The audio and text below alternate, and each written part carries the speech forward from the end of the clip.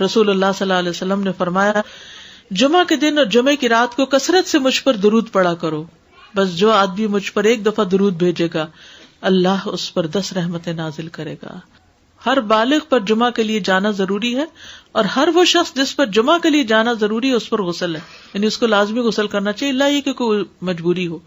تو آپ اپنا اسکیجول اس طرح بنائیں نا کہ جیسے اگر آپ ہر روز نہاتے ہیں پھر تو کوئی مسئلہ نہیں، لیکن اگر آپ ایک دن چھوڑ کے ایک دن نہاتے ہیں تو آپ پھر اس طرح اسکیجول کریں کہ جیسے آپ منڈے کو نہائے، پھر وینسڈے کو نہائے، پھر جمعے کو نہائے، پھر آپ سیٹرڈے سنڈے اگر نہیں بھی نہاتے پھر منڈے، تو اس طرح آپ جمعے کو مس نہیں کریں گے۔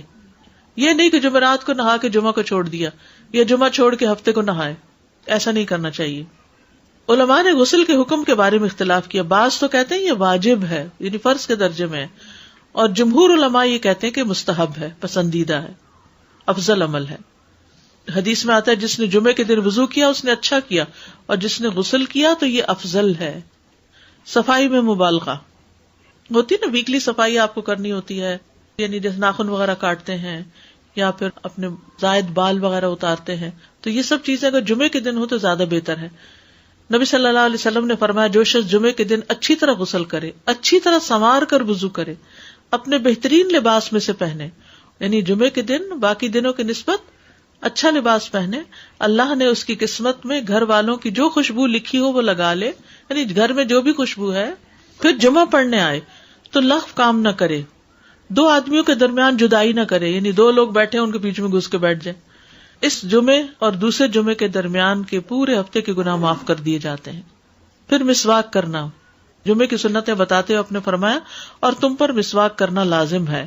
اچھا لباس پہننا، نبی صلی اللہ علیہ وسلم نے فرمایا اگر ممکن ہو تو جمعہ کے لیے اپنے کام کاج کے کپڑوں کے علاوہ 2 کپڑے اور بنا رکھنے میں کیا حرج ہے، اسپیشل ڈریس رکھے جو جمعے کو ہی پہن لیں۔ خوشبو لگانا، یعنی خوشبو لگائے، حدیث میں آتا ہے چاہے وہ عورت کی خوشبو سے ہو، یعنی آپ کی اپنی نہیں، بیوی کی خوشبو پڑی ہو وہی لگا لو، لیکن لگاؤ۔ عمر بن دینار کہتے ہیں انہوں نے جابر رضی اللہ عنہ کو کہتے ہوئے سنا کہ ایک شخص جمعہ کے دن مسجد میں داخل ہوا اس حال میں کہ نبی صلی اللہ علیہ وسلم خطبہ دے رہے تھے، تو آپ نے فرمایا کیا تم نے نماز پڑھی؟ اس نے کہا نہیں، تو آپ نے فرمایا کھڑے ہو 2 رکعتیں پڑھو۔ اب یہ بڑا اہم مسئلہ ہے، مسجد میں داخل ہو چاہے خطبہ ہو رہا ہو 2 رکعت پڑھے بغیر نہ بیٹھو، ٹھیک ہے؟ اور یہ کیا ہے؟ دراصل تحیت المسجد، یہ جمعے کی سنتیں نہیں ہیں، یہ کیا ہے؟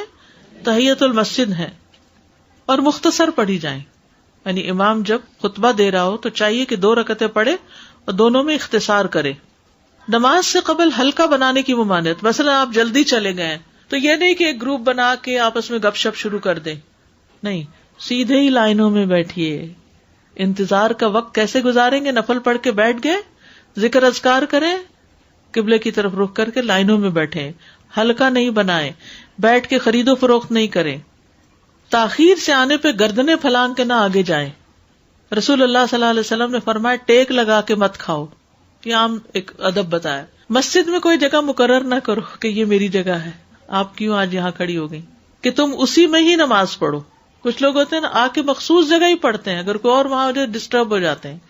اور جمعہ کے دن لوگوں کی گردنیں نہ پھلانگو، ورنہ اللہ تمہیں قیامت کے دن لوگوں کے لیے پل بنا دے گا، کیونکہ بہت اذیت کی بات ہے نا، آپ بیٹھے ہیں لوگ باقاعدہ بعض اوقات کندھوں پہ ہاتھ رکھ کے اس کو تنگ کر اس کو تنگ کر، تو یہ نہیں کرنا چاہیے۔ جب لوگ مسجد آئے تو پہلی صف میں بیٹھیں، یہ نہیں پہلی چھوڑ کے آخری میں بیٹھ جائیں اور پھر لوگ ان کی گردنیں پلانگتے رہیں، دوسروں کے لیے فتنہ بننا۔ کسی کو اس کی جگہ سے نہ اٹھانا۔ جابر رضی اللہ عنہ نبی صلی اللہ علیہ وسلم سے روایت کرتے ہیں، آپ نے فرمایا تم میں سے کوئی شخص جمعہ کے دن اپنے بھائی کو کھڑا نہ کرے کہ پھر دوسری طرف سے آ کر اس کی جگہ پہ خود بیٹھ جائے، بلکہ جو آئے وہ کہے جگہ کشادہ کرو، ہمارے لیے بھی جگہ بناؤ، یہ کہے۔ خطبہ جمعہ اور اس کے آداب، خطبہ جمعہ کی اہمیت۔ جب اذان ہو جائے تو کیا کرے انسان؟ مسجد کی طرف دوڑ پڑے۔ تو مسجد میں جماعت تو نہیں ہو رہی ہوگی، پہلے کیا ہو رہا ہوگا؟ خطبہ ہو رہا ہوگا۔ خاموشی سے خطبہ سننا، یعنی بات نہیں کرنی چاہیے، کوئی اہم بات بھی نہیں پوچھنی چاہیے۔ ابن مسعود سے روایت ہے کہ انہوں نے ابی ابن کعب سے قرآن کی کسی آیت کے بارے میں سوال کیا جبکہ اللہ کے نبی خطبہ دے رہے تھے، تو انہوں نے اعراض کیا اور کوئی جواب نہ دیا۔ پھر جب آپ نے نماز پڑھائی تو ابی کہنے لگے تمہارا جمعہ ہی نہیں ہوا۔ تو ابن مسعود نے رسول اللہ صلی اللہ علیہ وسلم سے پوچھا تو آپ نے فرمایا ابی نے سچ کہا، کوئی بات کرنے کی اجازت نہیں. یہ کہنے کی بھی کہ چپ ہو جاؤ یہ بھی اجازت نہیں. عبداللہ بن مسعود کہتے کہ جب امام جمعہ کے لیے آ گیا پھر تمہارا اپنے ساتھی سے یہ کہنا کہ خاموش رہو لغویت کے لیے کافی ہے. یہ بھی لغو بات ہے. کوئی لغو حرکت نہ کرنا، کنکریوں سے نہ کھیلنا، فون سے نہیں کھیلنا، میسجز چیک نہیں کرنا، انگلیوں میں انگلیاں ڈال کے پٹاخے نہیں بجانا، گوٹ مار کے نہیں بیٹھنا. گوٹ مار کے کیسے بیٹھتے ہیں؟ گھٹنے اوپر کر کے اور یوں ایسے گھٹنوں کے گرد ہاتھ ڈال کے. کئی دفعہ ایسے نظر آتا ہے کہ خطبے میں لوگ اس طرح بیٹھے ہوتے ہیں کیونکہ پتہ نہیں ہے. یعنی آپ چوکڑی مار سکتے ہیں. آپ سب سے افضل پوزیشن تو یہ ہے کہ جیسے نماز کے اتحیات میں ہم بیٹھتے ہیں، لیکن کچھ لوگ اس طرح بیٹھ نہیں سکتے، چلے کرسی بھی بیٹھ جائیں.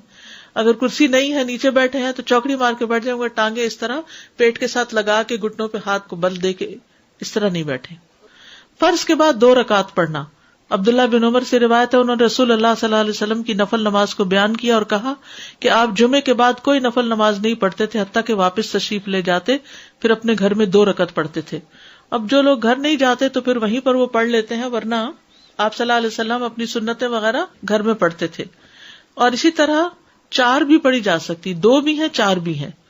آپ صلی اللہ علیہ وسلم نے فرمایا جب تم میں سے کوئی جمعہ پڑھ چکے تو اس کے بعد 4 رکعتیں پڑھے. یہ آپ کا حکم ہے. تو جب آپ کا 2 چیزیں ہوتی ہیں سمجھنے کے لیے، ایک آپ کا فعل ہوتا ہے اور ایک آپ کا حکم ہوتا ہے. تو ہمارے لیے کیا ہے؟ جو آپ کا حکم ہو. جمعے کے دن قبولیت کی گھڑی ہوتی ہے، اس وقت اللہ سے بھلائی مانگنی چاہیے. رسول اللہ صلی اللہ علیہ وسلم نے فرمایا جمعے کے دن میں ایک گھڑی ایسی ہے کہ کوئی مسلمان اللہ سے کسی خیر کا سوال کرتے ہوئے اس کی موافقت نہیں کرتا مگر اللہ اسے وہی خیر عطا کر دیتا ہے. فرمایا یہ ایک چھوٹی سی گھڑی ہے، تھوڑی دیر کے لیے ہوتی ہے اور یہ ہر جمعے کو ہوتی ہے. ٹھیک ہے.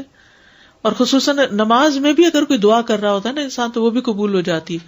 نماز میں دعا کہاں ہوتی ہے؟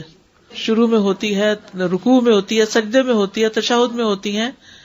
تو اگر یعنی جمعہ پڑھ رہے ہیں اور بیچ میں دعائیں آ گئی ہیں تو ہو سکتا وہی گھڑی آ گئی ہو اور آپ کی دعا قبول ہو جائے. عصر کے بعد سے مغرب تک کا وقت ہے. انس بن مالک سے روایت ہے کہ نبی صلی اللہ علیہ وسلم نے فرمایا جمعہ کے دن اس گھڑی کو جس میں دعا کی قبولیت کی امید کی جاتی ہے عصر سے لے کر سورج ڈوبنے تک کے درمیان تلاش کرو، اور دن کی آخری گھڑی ہے. تو اللہ سبحانہ و تعالی ہمیں اس دن کی برکتوں سے فائدہ اٹھانے کی توفیق عطا فرمائے.